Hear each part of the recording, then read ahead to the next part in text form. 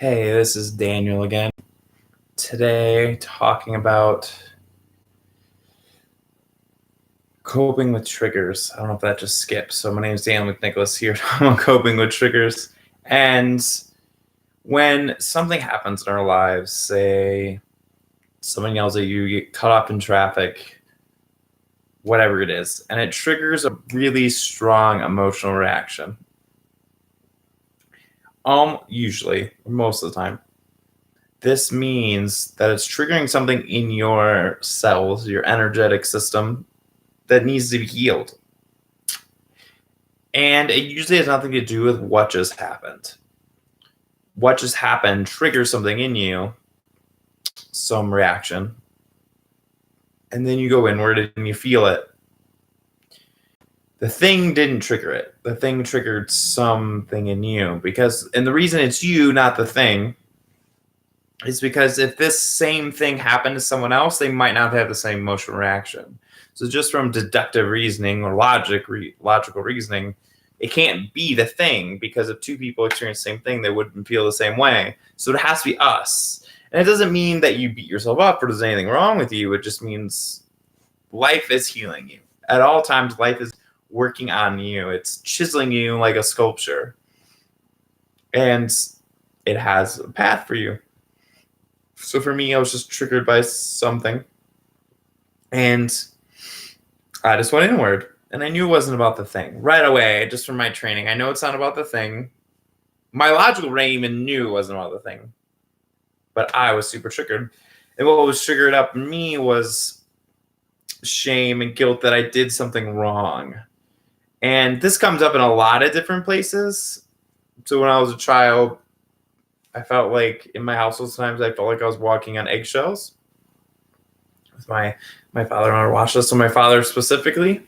And so I do that now in life. And when I'm doing that in life, I notice it. And it doesn't mean, and I could have done something that's, I don't want to say wrong, but something not 100% perfect. But everyone does. Everyone makes mistakes. Everyone has misunderstandings. So why does it bring up shame that I am a bad person, or I am bad, or I'm not good enough? And I feel this a lot.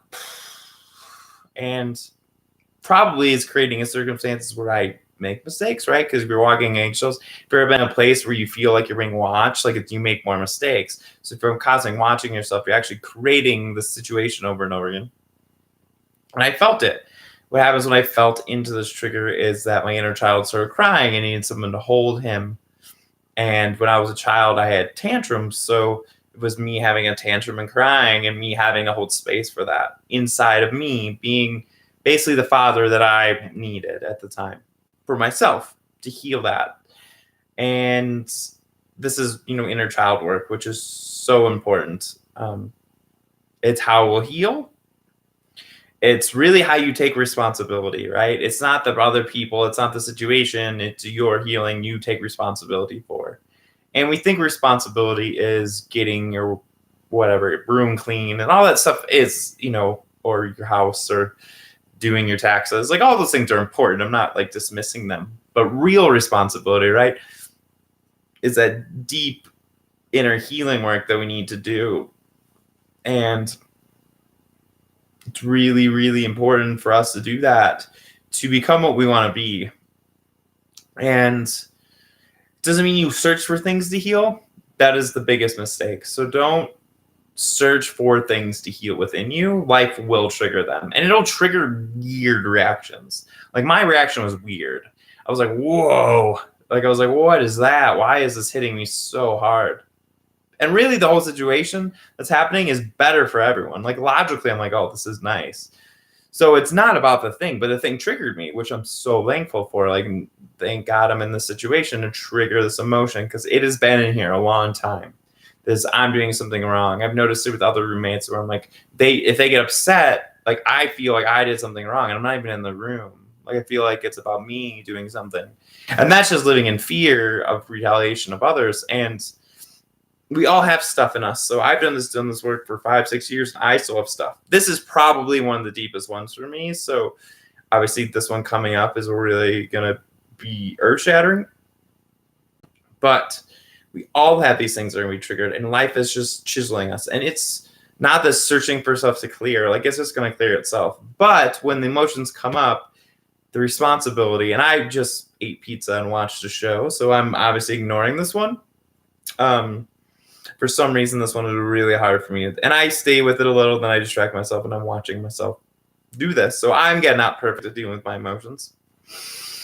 I'm learning, just like everyone else, and seeing what I'm doing and laughing kind of at it.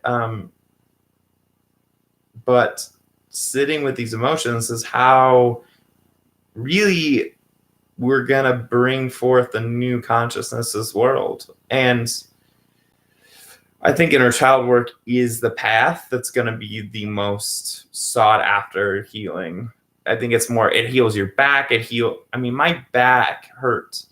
And I healed myself physically from doing emotional work. Now I do exercise and eat pizza today, but eat healthy as I can.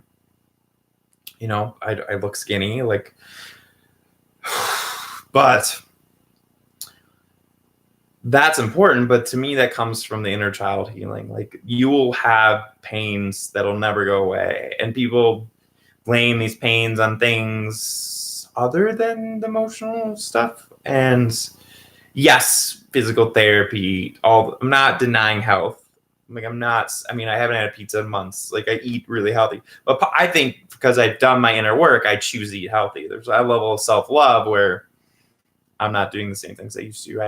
I drink soda. I don't drink that for 5, 6 years. Eating healthier, eating less, to be honest, exercising. I'll take breaks.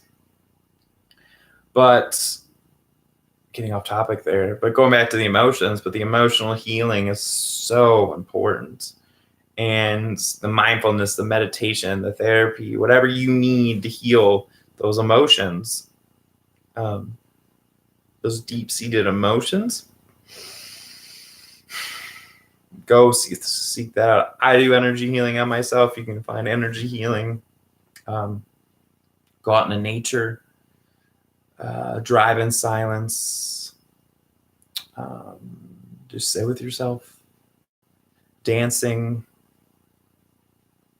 Whatever it is that brings that emotional healing to you, find it. Because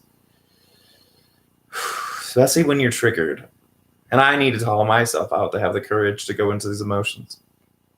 And I took a bath. Like, I knew right now I couldn't stop distracting myself, so I put my phone away and I took a bath. Like, I knew this one was too hard to face without really choosing to get away from distractions.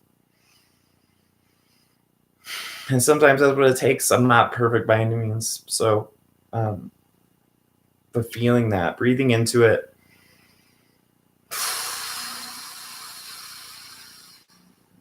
letting it flow through you.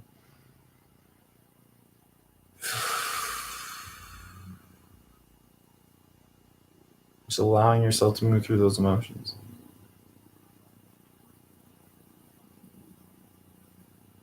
Will bring forth.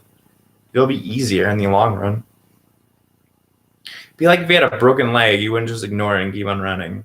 And that's what we do with our emotions. We literally ignore them and we keep on running.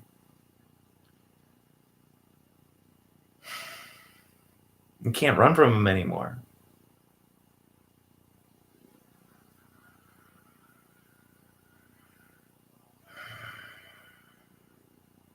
Can't use our nifty positive thinking or spiritual bypassing maneuvers that I am an expert at to get out of these emotions.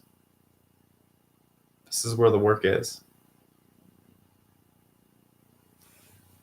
So I dare you and myself and anyone out there to feel those emotions, go through this process. Release anything you're holding onto. Deepen your breath.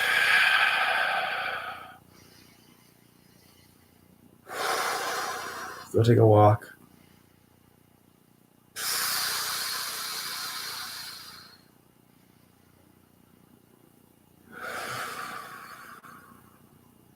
View those emotions. And see how your life transforms when you do. I love you all. Thanks for watching. I'll see you in the next video.